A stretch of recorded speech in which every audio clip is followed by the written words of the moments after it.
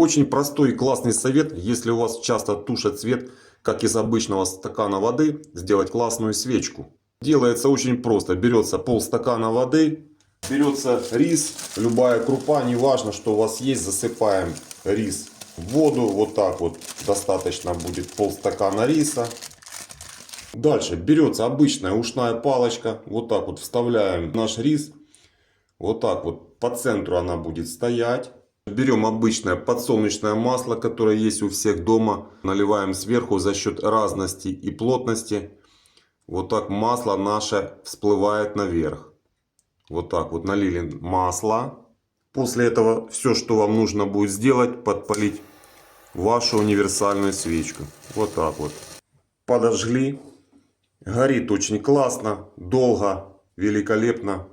Это очень классный способ. Берите на заметку, подписывайтесь на канал. У меня тысячи полезных советов.